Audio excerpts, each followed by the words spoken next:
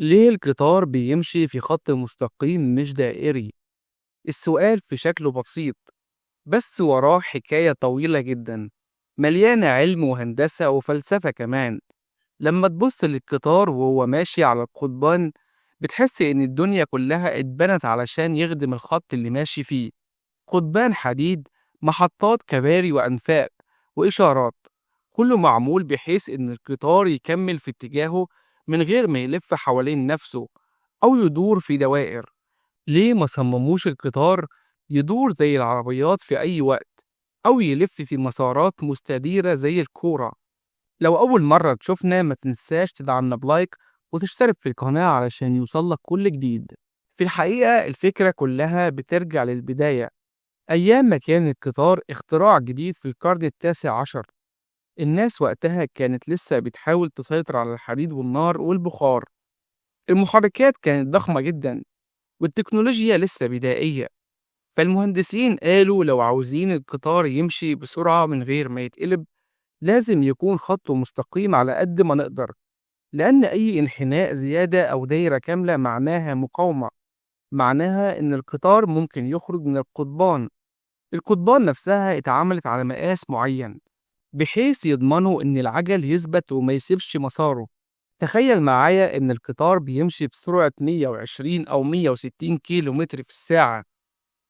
لو حطيت الخط دائري بشكل حاد جسم القطار هيحاول يكمل في خط مستقيم بسبب قانون نيوتن، والجاذبية والطرد المركزي هيشدوا العربيات على بره. النتيجة إن القطار هيخرج من القضبان. علشان كده أي انحناء في السكة بيتعمل بحسابات دقيقة جدا، بميل معين وبدون ما يكون حاد. الخط المستقيم بالنسبة للقطار هو الحل الأمثل للأمان والاستقرار. لكن الموضوع مش أمان بس، في كمان الاقتصاد.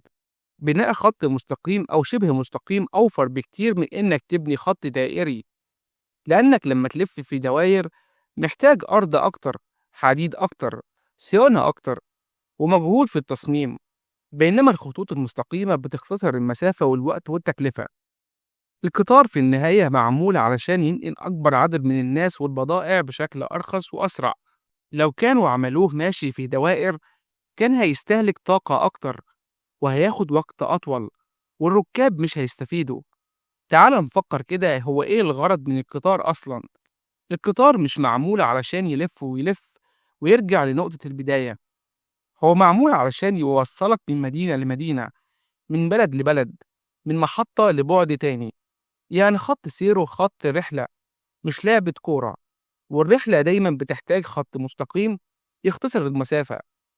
الغريب إن حتى لما بيضطروا يعملوا منحنيات في السكة علشان الجغرافيا زي جبل أو نهر بيحسبوها بالملي، بيخلوا المنحنى طويل جدا وواسع كأنه خط مستقيم لكن متني بخفة، بحيث القطار يقدر يعدي من غير ما يخرج عن مساره.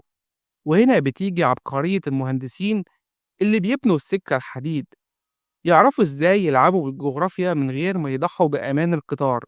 وفي سبب تاني عملي جدا، التكنولوجيا والعجل بتاع القطار معمول مخصوص علشان يناسب القضيب المستقيم أو المنحني بلطف.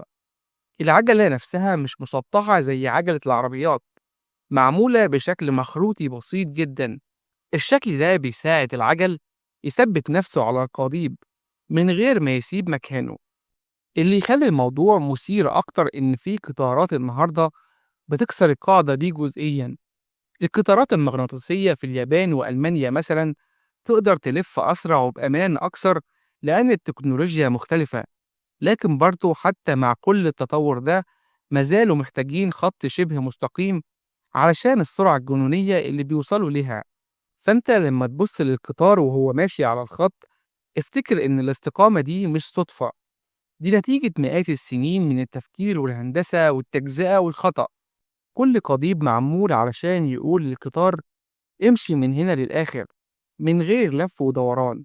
واللي يخليك تبتسم إن القطار رغم استقامته بيوصلنا لأماكن بعيدة جدا، كأنه بيقول البساطة في الخط المستقيم تفتح لك أبواب لعوالم جديدة. ولو عجبتك الرحلة دي ما تنساش تعمل لايك للفيديو وتسيب لي رأيك في الكومنتات، والأهم طبعا تشترك في القناة وتفعل الجرس علشان تتابع باقي الحكايات اللي جاية. استنونا في رحلة جديدة من وعي على خفيف.